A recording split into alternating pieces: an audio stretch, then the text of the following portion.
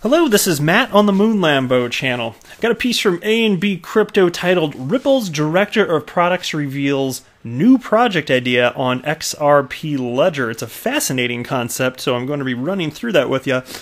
Also have some sad news.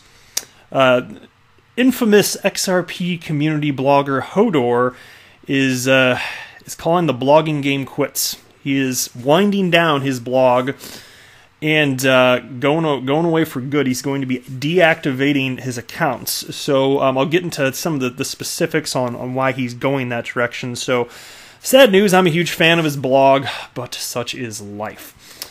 The last thing I'm going to cover in this video, it's unrelated XRP, so I'm saving it for the tail end here of the video. UNICEF's crypto fund shows Bitcoin is accepted as a financial asset. Now, before we get rolling here, if you would please delicately tap that like button and go ahead and subscribe to the Moon Lambo channel, because this is the best YouTube channel on all of YouTube. That's it. Okay, maybe not. No, I'm second place. You know, the number one YouTube channel, it's whatever the channel is that posted a video I actually watched. It was it's hilarious. It's a Pizza Hut training video for employees, new employees, from 1988. I clicked on, I thought, oh, maybe I'll watch a couple minutes. I watched the whole damn thing. It was 17 minutes. I'm never getting that time back. But I gotta admit, it was so cheesy. I was just, it was a riot watching this thing. You should Google if you would. It's worth watching at least a few minutes of it. So anyway, that would be the number one YouTube channel. But Moon Lambo, clearly a close second to that, right? All right, let's go ahead and dive into this piece here. When it comes to price movement, XRP might have been slow-paced this year, but in the adoption race, the coin has surged past most altcoins. With Ripple promoting its technology utilizing the third largest coin, its director of products, Craig DeWitt, shared something new with the community. And here he is on Twitter, by the way. In his title, he just wrote product at Ripple, anyway. But yeah, director of products, I believe, is the actual correct title anyway here. So DeWitt stated that he has been working on an XRP Ledger side project, which aims at allowing MP4 downloads for direct XRP donations to the artists, which is quite fascinating. Even though the project has not been planned through and through, DeWitt shared his vision on Twitter. And so here's a tweet from him. Now that the Spring SDK is launched, I'm working on XRP Ledger side project. Any musicians or podcasters interested in selling their stuff for XRP direct to their address? I'm thinking about building a site that allows MP4 downloads for direct XRP donations to the creator. And then the piece continues here.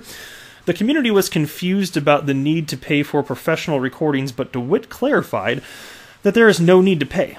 However, XRP's ability to be sent in micro amounts liberates the artist from the traditionally expensive costs of recording. Thus, anyone can record on a phone and sell their music for 0.0001 cents. And so here's a tweet from Matthew, I guess that's how it's said, tweeted out in response to Craig, "Only XRP? Why is that? Freedom of choice is key." To which Craig DeWitt responded, "This is more of a POC, proof of concept, for software capable of selling digital assets for digital assets. XRP is best for that, so we'll start there. I think I'll open source the software so you can do anything you want with it." Then the piece continues here. A&B Crypto has reached out to DeWitt for comments and will update the article accordingly. XRP Ledger lead developer Wietse Wind appreciated the effort taken by the director of product and said it would be a new kind of DRM, donations right to the musician, while others, part of the XRPL, brainstormed on the thread advising that if the information about the artist were made available in Meta, the amount of XRP can be split on an agreed-upon ratio, boosting collaborative work. At Alloy Networks also added on Twitter that the Interledger Protocol, ILP, could solve the long-standing problem of royalty distribution. And, you know, the coolest thing in the world to me is that people are clever, right? And so people are finding all sorts of genuine, really creative ways to utilize XRP. And I'm under no illusion that all of the projects launched having to do with the utility of XRP actually using. I'm under no illusion that all of them are going to succeed, but I love that people are just getting out there and trying stuff, and a certain percentage of these projects are going to find traction and are going to succeed. And that's what, in terms of price action for XRP, that's what matters the most. Because, look, if it's actually getting used, that means staying power. And people will be willing to invest. This is my, again, not financial advice, but what I firmly believe, it's my investment thesis, that utility matters. And so as it becomes increasingly clear that XRP is here to stay, period, which to me, we're already at that point, but as it becomes increasingly clear, you're going to have more people over time, especially as it becomes clear the asset class is not going away. You're going to have more people come in and invest in XRP. It's just for diversity. You should have exposure to all sorts of different asset classes. That's my opinion. I don't offer financial advice, but to me it makes sense to have exposure to all sorts of different asset classes. And why would crypto not be one of those, given that it does have staying power? Anyway, so apart from XRP ledger projects, Ripple's investment and partnership arm, Spring, has also made strides in terms of technological advancement. It recently introduced the community with its new product, Spring Platform for Developers, designed to remove the pain and messiness of integrating money into applications. The project was aimed at providing developers with tools, services, and programs to build on the XRP ledger. The product will also leverage ILP, informed Ethan Beard, a senior vice president of Spring. So cool stuff there. We'll see if it gets off the launch pad. I like that people are trying stuff, though. And even if, again, some of these things fail, I commend people for giving things a go and thinking outside the box here. So here's a tweet from Weetsay Wind. This is goodbye. Thank you and welcome at the same time. At Hodor. Hodor has been an inspiration to all of us. I'd be surprised if there's anybody listening to this video that doesn't know who Hodor is. Sharing your vision, insights, news, and amazing writer, a beloved community member, and you will still be in the future as a developer. So Hodor, yes, the blog is winding down indeed, but not going away. And so I'm not going to read this whole thing, but I want to read you the bullet points at the top here. So this piece is titled Cessation of the Hodor Blog, right? And presumably this will be his last entry, because he says he's winding it down. I don't know if there's literally going to be one or two more. I'm assuming this is the last one. Anyway, he writes, after careful deliberation, I have decided to wind down the Hodor blog. Before I launch into the long goodbye, I want to assure everybody of a few things. I'm not leaving the XRP community. I will be contributing using my real identity. I plan on creating websites and applications. The XRP community has never been more active. The XRP ledger has never been more robust. Ripple has never been stronger. And so I did read this whole thing. Again, I'm not going to read I don't think I want to read any more of it, actually, but feel free to take a look here. In reading through this, the way that I understood it is, so he's going to be deactivating his accounts. And look, and I checked, his Hodor account on Twitter, he has like 55,000 followers, and he's just going to deactivate it. So that's insane to me. I mean, he needs to do what's right for him. It's fine. I'm just saying, it's just wow. That's a lot of followers out there that you earned to have that many people following. It's because they really appreciate what you have contributed to the community, and so that's going away. And I thought at the outset of reading this blog that he was going to publicly state who he is. But the way that I read it, and I could be wrong, but it sounds like he's just going to go away, and then he's going to be in the community, but we're not going to know it's him. So, I mean, maybe that's how I took it, but I could be wrong. I'm really not sure. But either way, he does. It seems like he wants to be participating, but more from a developmental type of role. And I don't think I knew that he had that type of skill set. I certainly don't. I'm not going to be a developer on the XRP ledger because I don't know what the hell I'm doing. That's not going to be happening with Moon Lambo. So Moon Lambo's just going to run the YouTube channel, right? I'm not going away though. I'm going to keep doing this. But it is sad because I've read like pretty much every single blog he's ever put out. And I always look forward to it. He'd always be something new every 3 to 4 days, and now I don't have that to look forward to, so it's rather disappointing. But I understand. He's got to do what's right for him. And, with how much time he's put into it, it is amazing that he lasted over 2 years posting that regularly. So it shows true, quite genuine passion for what he was doing, I'd say. So he will indeed be missed. I understand it. It is regrettable. Such is life, though. All right. Check out this tweet. This is from XRP Crow. I like this. He does the best little infographics and such. Take a look at this. He's the one that does the XRP community chart too. And he tweeted out XRP Army versus FUD. And so here's a quote from Brad Garlinghouse, Ripple CEO. This is on Anthony Pompliano's podcast, and I do like this. And he writes, I think the XRP Army is a reaction to the aggressiveness of the FUD. And of course referencing specifically, and I've talked about this many times on the channel, just it's not like XRP community is particularly aggressive. It's more like we're just put on the spot in terms of having to defend what is actually going on with Ripple and XRP and all the other developers out there. There's just some really vicious tribal Bitcoin maxis and Maximus from other crypto communities, and that's just the way it is. And so, we'd mostly be happy to just mind our own business. I don't see, by and large, there's some bad apples in any group, but I don't see XRP community members, by and large, just verbally attacking other crypto communities. To what end would that be productive anyway? It seems like it's mostly the people in the XRP community. They're good people, savvy investors. They get the big picture, and they're here not for ideological reasons, which is probably part of the reason that our community is less problematic. And I think that our XRP community is the envy when compared to any other crypto community out there. I'd put XRP community up against any other crypto community. All right, here's a piece from AMB Crypto.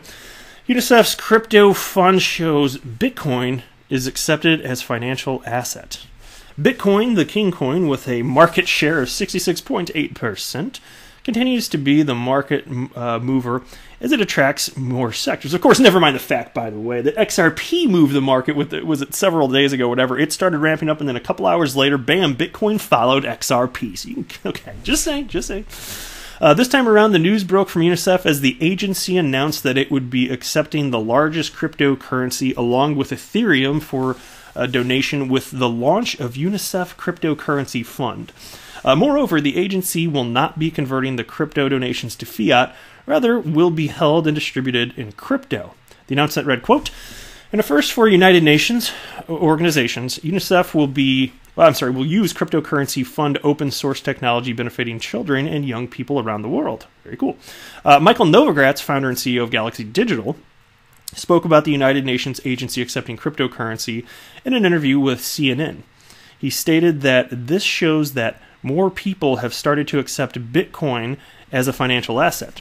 The Bitcoin proponent also pointed that contrary to UNICEF's crypto fund, there were some charities that accepted Bitcoin, but would later see it for fiat mainly because they're more conservative.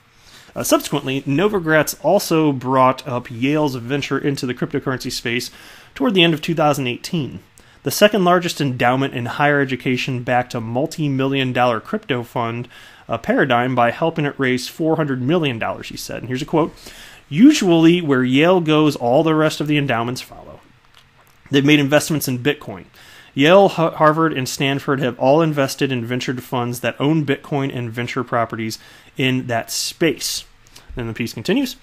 This was followed by Novogratz speaking about the diversity of the cryptocurrency market and communities and the on and off brawl between communities on social media platforms, which, funny enough, just talked about.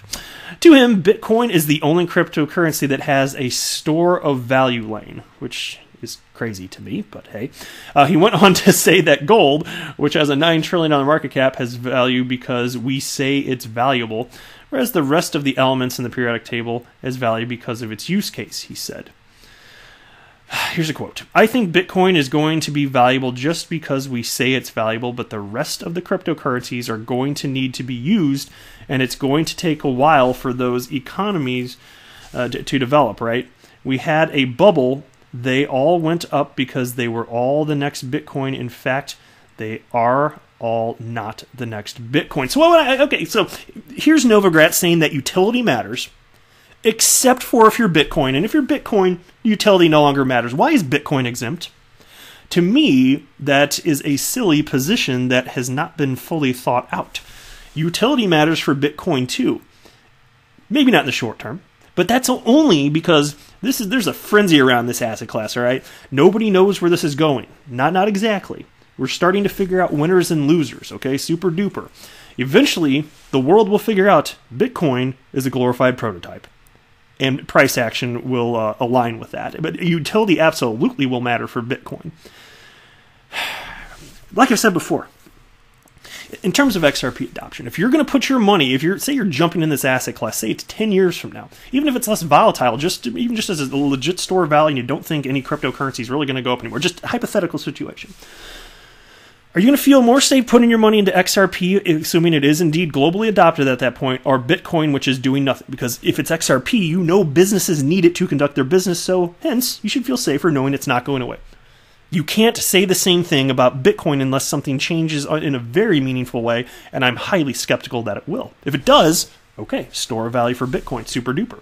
Highly skeptical. I think that part of the reason it's not dead yet, okay, there's the brand recognition, but also a lot of people have a lot of money invested in this, and some have been around for a long time. Their bags are heavy, and they're just going to keep pushing it. But to me, it seems like the definition of a Ponzi scheme. So I'm appreciative that Bitcoin was created in the first place, but man, it's time to go. All right, and here's the last quote from Mike Novogratz. It doesn't mean that Ethereum project isn't an awesome project. In 3 or 4 or 5 years, it could be a spectacular project. It might have a huge amount of value, but it's not going to get the value the same Bitcoin does. Well, look, I think any cryptocurrency that has utility will have staying power and will get some sort of adoption in terms of a store of value. To me, why would that not be the case? So that's it for this video. You can tell me what you think. I am not a financial advisor. Do not buy or sell anything because of anything that I say or write. That would be a very, very, very bad idea. Until next time, to the moon, Lambo!